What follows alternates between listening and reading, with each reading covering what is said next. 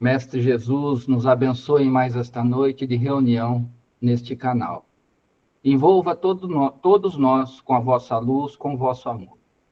Que tenhamos condições de manter uma boa sintonia, elevarmos o pensamento, irradiarmos o melhor pensamento ao expositor da noite, o Nazil, para que tenha condições de concatenar suas ideias, passar suas lições, suas informações, e que nós tenhamos condições de absorver esses ensinamentos, deixando gravados em nossa memória espiritual e termos condições de melhorar a nossa conduta no relacionamento com o nosso próximo.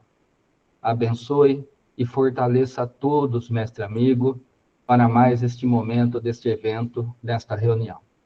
Assim seja.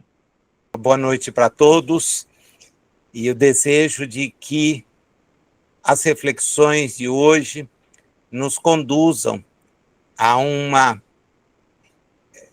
aprendizado que, na verdade, como o conteúdo da lição expressa, precisa ser efetivo.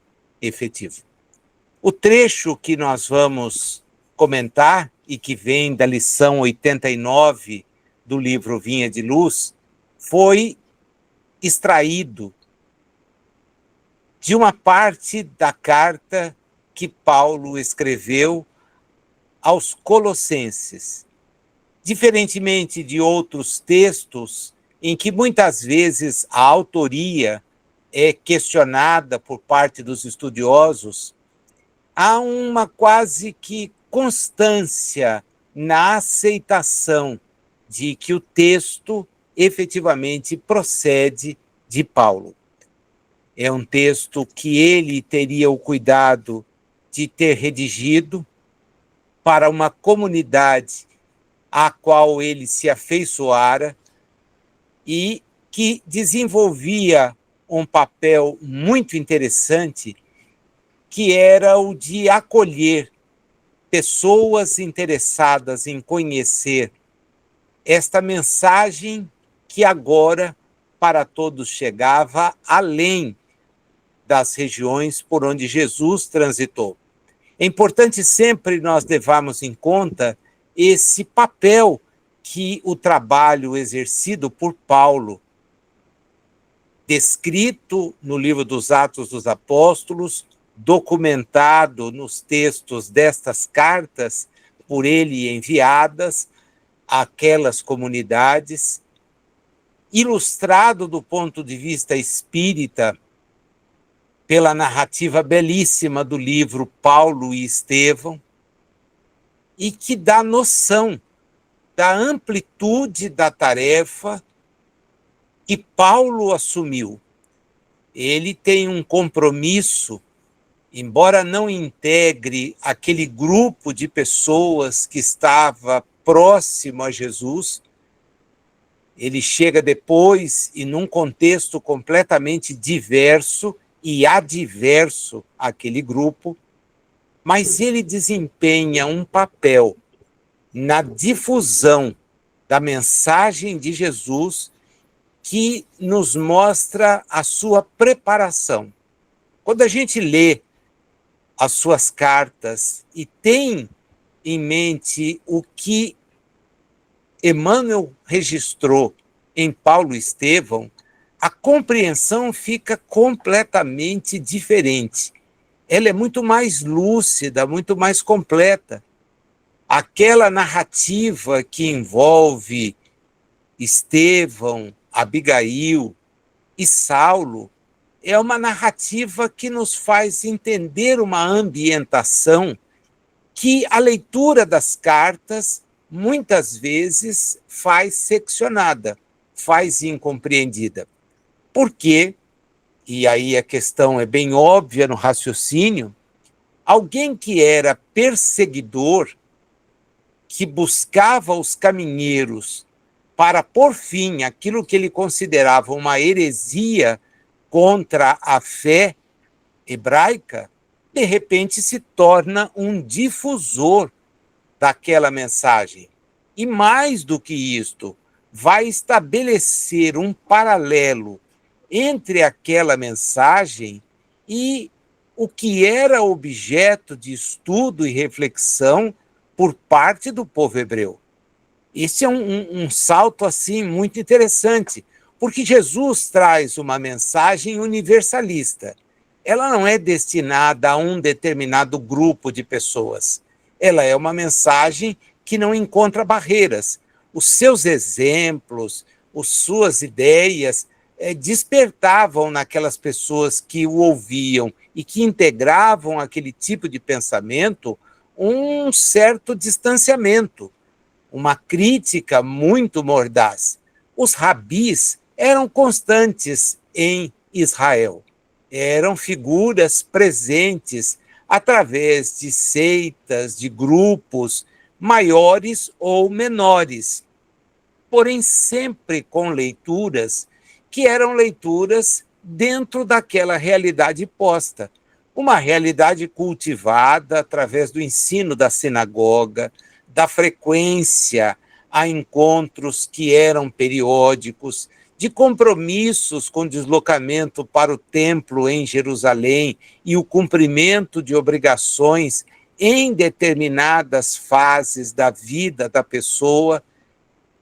E a mensagem de Jesus é uma mensagem completamente diferente, porque ela, embora diga não vem revogar o que estava posto, por entender que o que estava posto era adequado ao tempo e à maturidade dos espíritos que por ali transitavam, ela ao mesmo tempo se faz no sentido de libertação, no sentido de recomprometimento da própria criatura humana.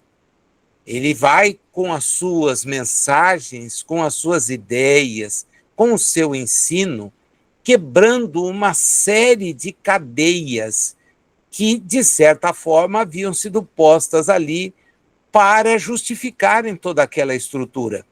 E o seu comportamento, a sua mensagem é eminentemente libertadora. Libertadora. O conhecimento que ela traz. E é interessante perceber que Paulo, que não conviveu com aquele ensinamento, Paulo não estava ali no momento em que aquela mensagem foi difundida. Ele chega para ali num momento diferente, quando aquilo já está impactando a vida das comunidades, o que eles não imaginavam fosse acontecer, né? Matar a Jesus para aqueles que propuseram sua morte e que a executaram, significava ter posto um fim àquela situação, como o fim foi proposto e pensado quando João Batista veio a ser executado. Então, entendia-se, olha, matamos aquele que era o mensageiro, os seguidores não vão trabalhar. Mas vem a figura de Paulo, que era uma figura de perseguidor, que tinha autorização para perseguir e exterminar os caminheiros. Estava lá ele testemunhando e acompanhando a própria lapidação de Estevão, quando de repente ele se converte no contrário, num difusor desta mensagem.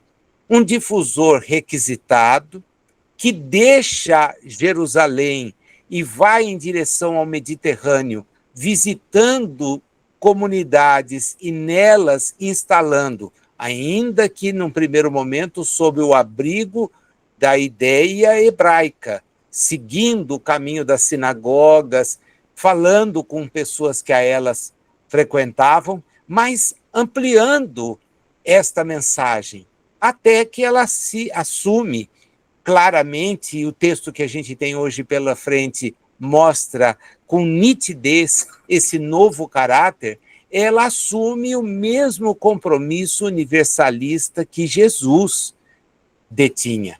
É muito interessante, porque embora haja um texto escrito para os hebreus, existe um texto escrito para os que estavam em Roma, nas comunidades como a dos Colossenses, Tessalonicenses, Coríntios, Filipenses, etc., aí a gente percebe esse caráter universalista, de alguém que é portador de uma mensagem que não teve acesso diretamente.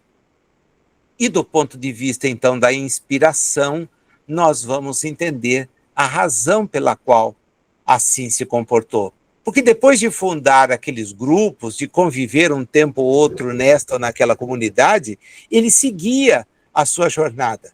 As suas viagens pelo Mediterrâneo dão esse sinal de perseguir sempre novos desafios, de estabelecer outros contatos, outros grupos. Era uma missão de difundir algo para que aquele mesmo algo não morresse, mas que vai encontrar resistências, seja por parte de quem já tinha ideias formadas, seja por parte de quem não entendia que aquela mensagem pudesse ter a amplitude que ele a faz revestida.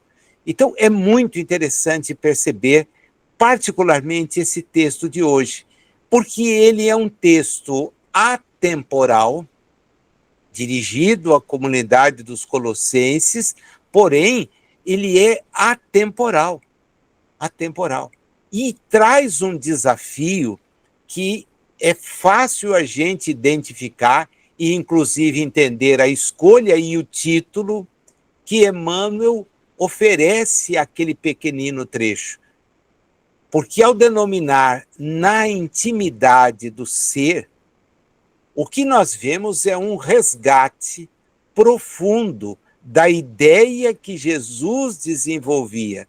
Ele não veio revogar a lei. Já fiz menção a isso, isso está no capítulo 1 de O Evangelho segundo o Espiritismo. Não veio mudar práticas que eram observadas, mas veio nos convidar a modificá-las no sentido da nossa própria atitude.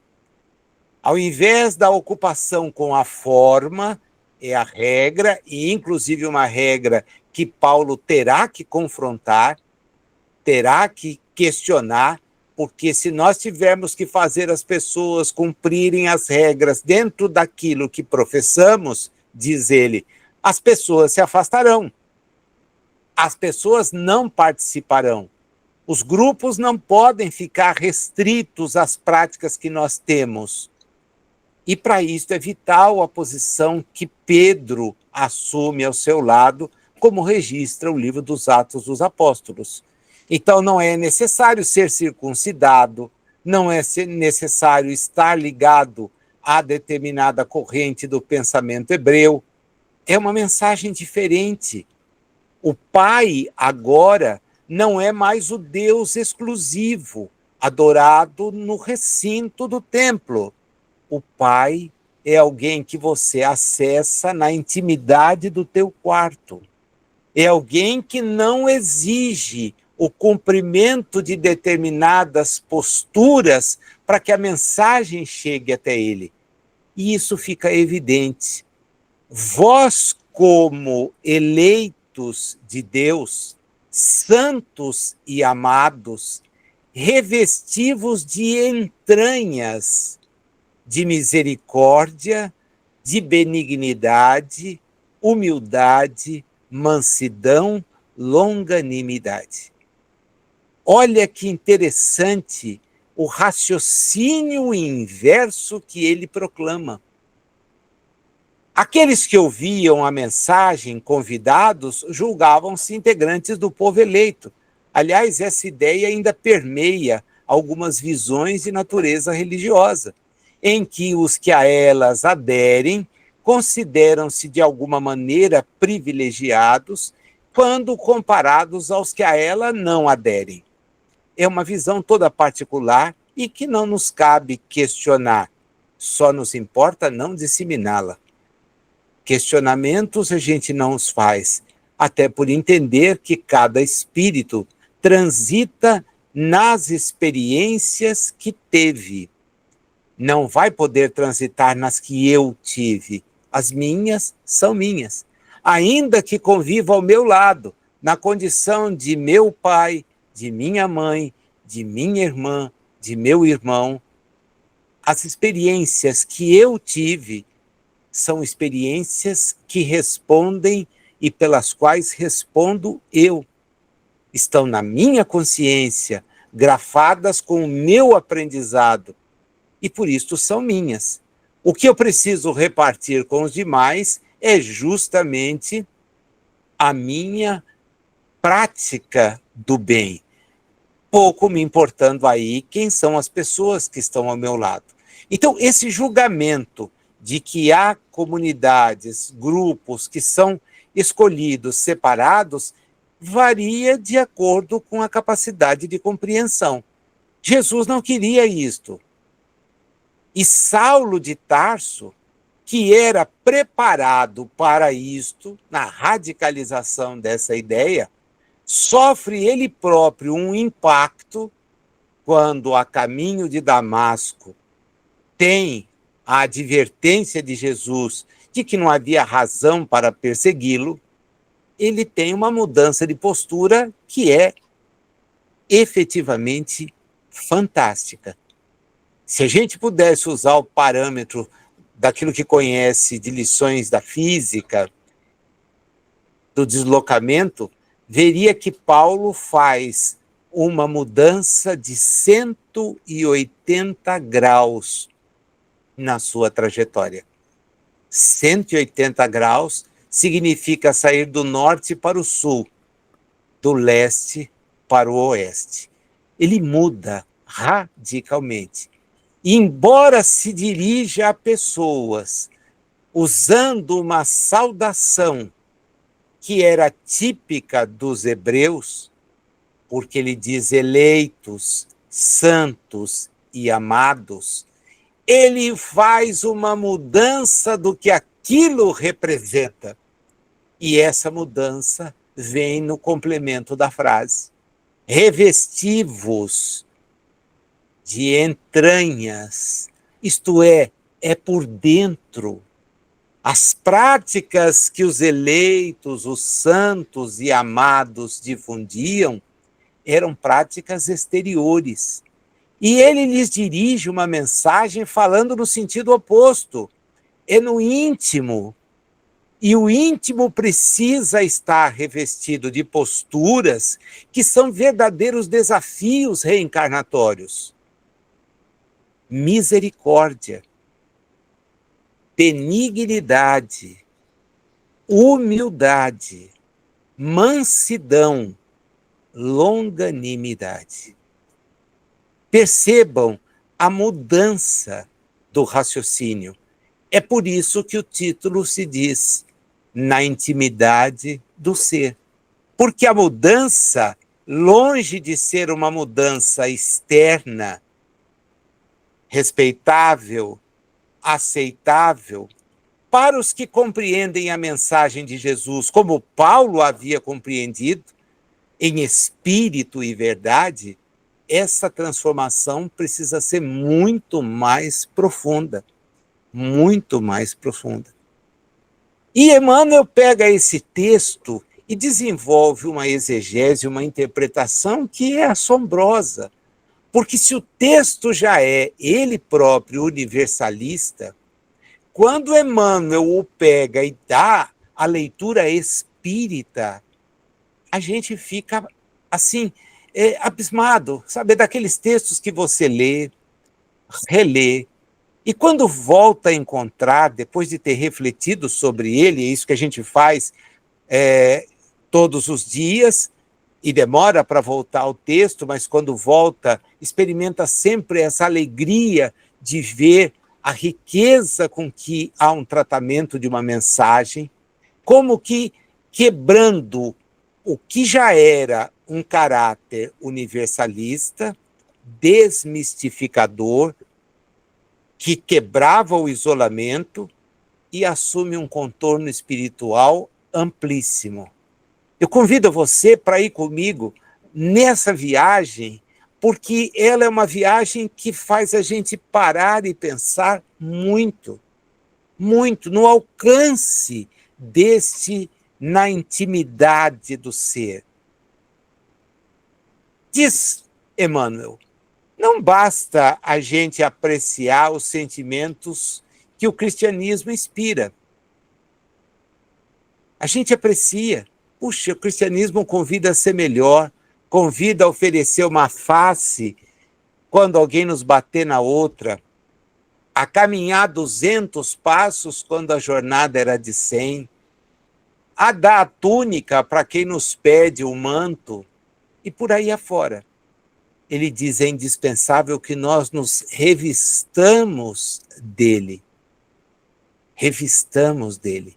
E aí vai até Paulo para justamente mostrar para a gente o alcance dessa opção.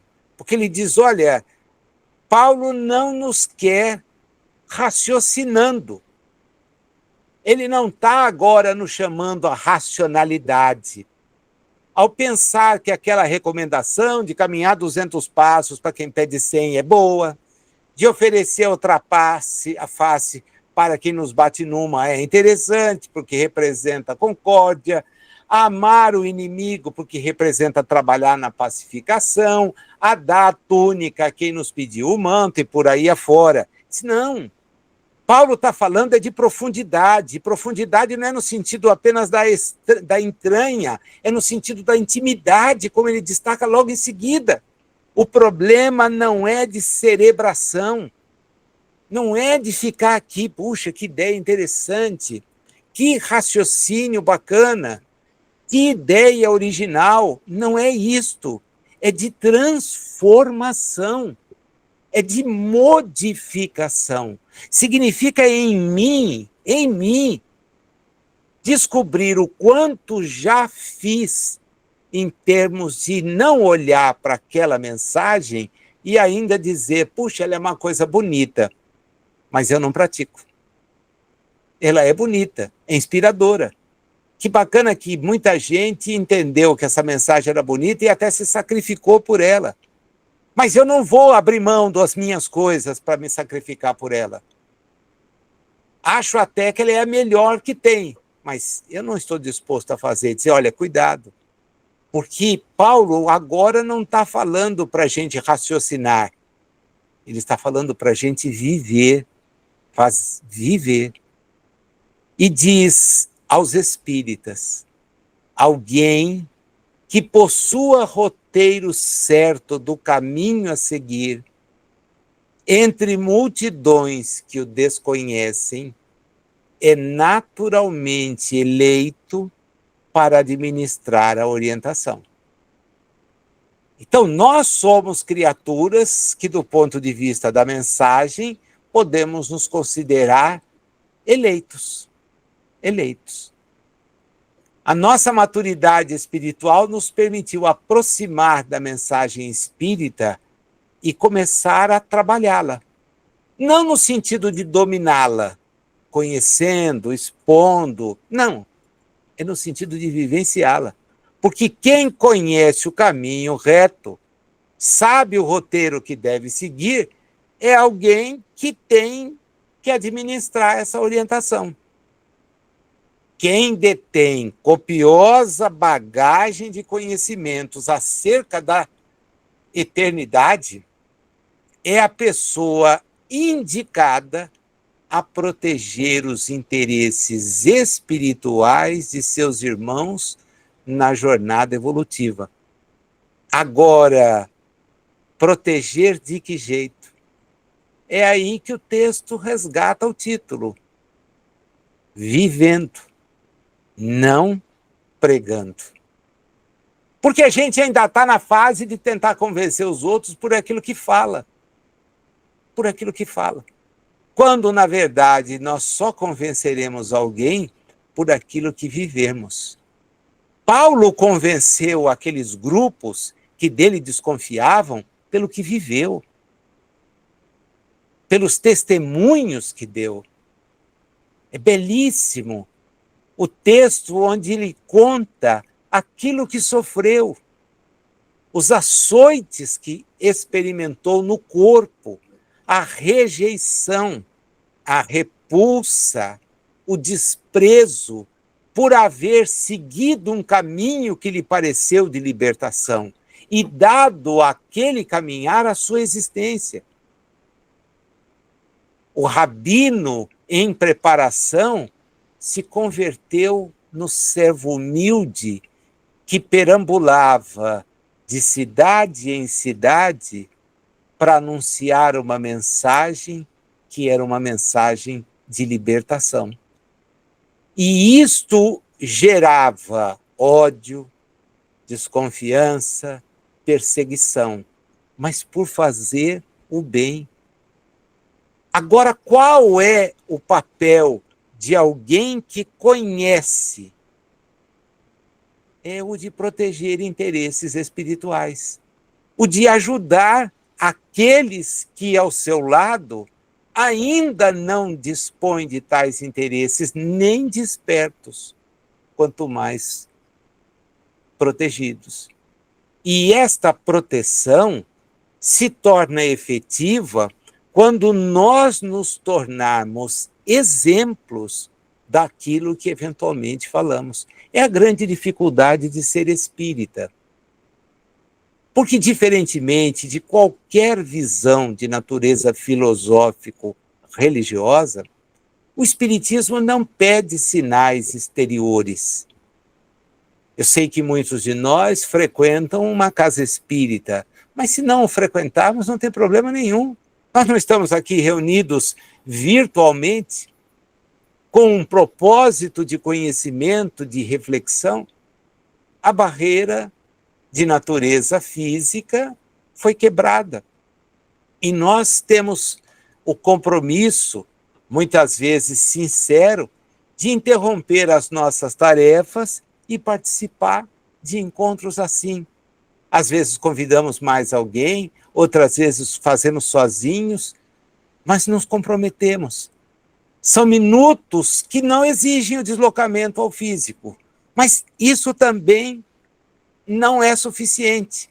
No parágrafo central do nosso estudo, aquilo que eu sempre chamo a cereja do bolo, tem uma lição tão profunda, mas tão profunda, que ela justifica a gente estar aqui reunido hoje, só por poder ler uma recomendação deste tipo de ideia, que não exige cerebração, exige sim alteração de comportamento, de pensamento.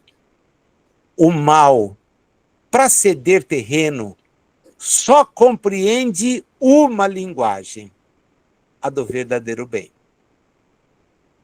O orgulho, a fim de renunciar aos seus propósitos infelizes, só entende um recado, o da humildade. Sem espírito fraternal, é impossível quebrar o egoísmo, sem dilatar sempre as reservas de sentimento superior, de modo a avançar, nós não ascenderemos, não progrediremos para lugar algum. Então percebam o desafio. Poxa, eu quero ser menos egoísta. Tá, exerça a fraternidade. Ah, mas eu não consigo. Então continua sendo desafio. Não, eu não posso praticar o mal. Não, ninguém pode pensar no mal. E só há uma maneira de tornar isso efetivo. É fazer o quê? O bem. Eu não posso me envaidecer de nada, porque sei a longa jornada que eu tenho pela frente. Não estou à frente de ninguém sem estar atrás de muitos outros.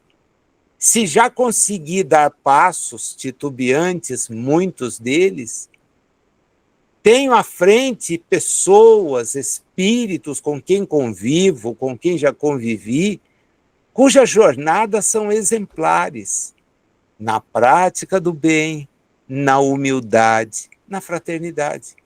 Então é uma questão interna. Ninguém está me pedindo para frequentar esta ou aquela reunião, para ir a este ou aquele grupo, para cumprir esta ou aquela obrigação. Se elas existem em visões de natureza diferente da nossa, tudo certo, mas não são espíritas. O Espiritismo tem uma mensagem de libertação, está à frente dessas questões. Não se trata de mudar a lei, mas se trata de vivê-la de uma maneira diferente. Vivê-la é na intimidade do ser. Por isso ele diz, os espiritistas sinceros vão encontrar estímulo nas palavras de Paulo. Eu sei, diz ele, que alguns vão criticar, que alguns vão entender que a nossa tarefa é trabalhar no psiquismo, a questão ligada à mediunidade, às manifestações dela. Mas ele disse, isso você pode fazer por alguns dias. Solucionar questões para a vida eterna, a vida do espírito, a permanente, na realidade que é a permanente, tem uma diferença imensa. Tem uma diferença imensa. Dá para entender o alcance que o Emmanuel traz? Dá para a gente parar e pensar no quanto somos beneficiados por esse tipo de informação? Se aquelas pessoas que receberam a carta de Paulo se sentiram elas mesmas tocadas por esse convite a uma mudança íntima, calcula nós, num tempo tão distante daquele, o que não exclui tenhamos lá vivido, por ali tenhamos trilhado. Mas hoje a recomendação é diferente. Ele ainda falava para grupos que se reuniam nas eclésias, nas comunidades, que ainda observavam práticas, às vezes, não colocadas pela ideia de Jesus, mas que eram cobradas dos que participavam daqueles encontros. Emmanuel não tem mais esta ocupação, não tem mais esta preocupação. Ele pode trazer uma mensagem direta, porque esta é a mensagem que ele lê e encontra em Paulo, a da mudança íntima. Então eu tenho que, na intimidade do meu ser, empreender a essas mudanças, nunca me esquecendo de que se eu não praticar o verdadeiro bem, não vou tomar terreno do mal. Posso até equilibrar, mas não vou praticar aquilo que precisa. Se eu não renunciar a propósitos que orgulhosamente mantenho, e eles podem ser no sentido, nossa, sou uma pessoa diferenciada das demais, eu sou alguém que certamente vai ter um lugar melhor na realidade espiritual. A gente vai cair do cavalo. Porque os verdadeiros importantes na realidade do espírito são os humildes. Deles é o reino dos céus. Jesus nunca nos enganou. Naqueles que se mostram efetivamente reconhecedores do quanto estão distantes do que precisamos estar. E sem fraternidade, sem olhar o outro nas suas dores, nós não vamos conseguir ter sentimentos superiores jamais. Dá para entender, então, Kardec no Fora da Caridade. Ninguém chega a lugar algum, porque é fraternidade pura. Então, eu trabalho no bem, eu venço o orgulho e quebro o egoísmo. Os 3 passos que a doutrina espírita vem reforçar no sentido de cumprir um papel perante a humanidade. Não é o papel de resgatar a humanidade. A tarefa de Jesus é de nos esclarecer, porque sabe ele, e já sabemos nós, que o resgate é individual e mercê os próprios esforços que fizemos para mudar do ponto de vista evolutivo. Agora, como mudar se eu ainda cedo espaço para o mal? O mal pensar, o mal falar, o mal agir. Como avançar se eu ainda me acho melhor do que alguém, quando não sou. Minhas conquistas são todas preciosas, mas para ver o quanto eu as converto em benefício do próximo, é a questão da fraternidade. É por isso que a mudança precisa ser na intimidade do ser. Vós, como eleitos, santos e amados, ficam sabendo agora de um recado novo. Porque o eleito, santo, amado, no tratamento desta ou daquela visão, vai se achar acima dos demais, e o sentido não é este. Eu, Saulo, agora chamado Paulo, me dirijo a vocês para dizer que, sem nos revestirmos de entranhas, de misericórdia, de benignidade, de humildade, de misericórdia e de longanimidade, não estaremos entendendo aquilo tudo que já sabemos. Imagina nós, os espíritas, que nesse tempo em que estamos, colhemos tantas informações. Eu disse para vocês que essa era uma mensagem para a gente ficar a semana inteira. Quando eu volto a ela, e foi uma alegria quando eu vi na programação que eu estava de volta nela, porque ela me incomoda muito, muito. Sabe aquela mensagem que incomoda? Você entende aquela frase de Jesus: a quem muito deu, muito será pedido.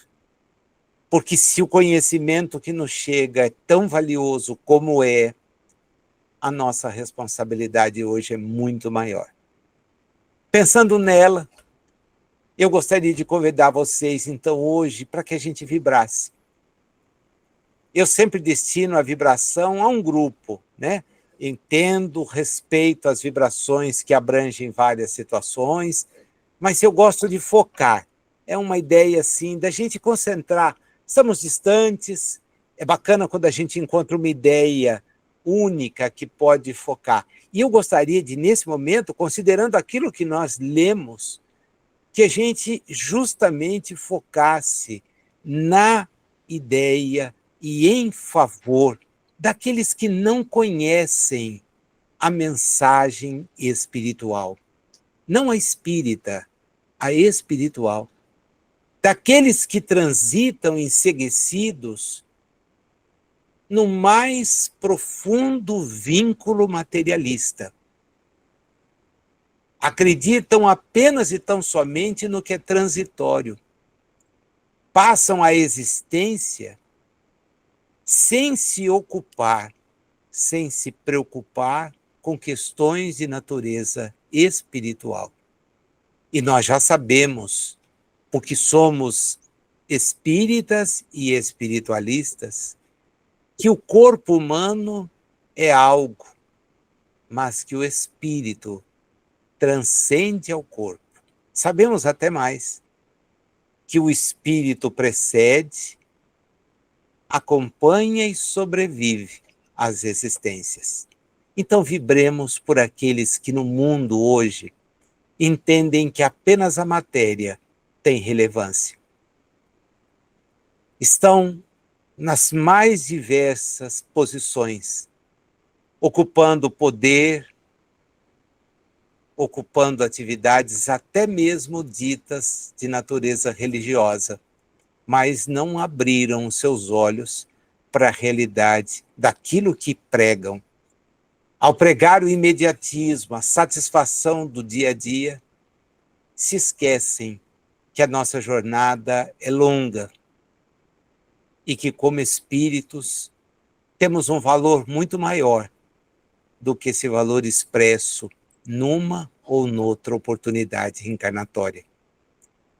Desiludidos, muitas vezes buscam o suicídio como término da experiência diante de uma dor. Negam a existência de algo que seja além da matéria. Por eles, nós vibramos agora, querendo que o nosso exemplo seja forte o suficiente para ter a atenção deles de alguma forma desperta. Não precisam nos ouvir, não precisam vir às casas que frequentamos, nem aos grupos que participamos, mas que a nossa postura, onde eles estão, o nosso comportamento, onde convivemos, possa fazer a diferença. Acho que é o desafio da semana, e diria eu, da existência que todos nós levamos. Obrigado pelo carinho das boas vibrações, elas ajudam barbaridade quando a gente está falando. Eu não os vejo, porque não só tenho acesso aqui à câmera, mas eu sinto a torcida para que tudo dê certo. Espero tenha dado. Que a paz seja conosco. Uma ótima semana para cada um de vocês.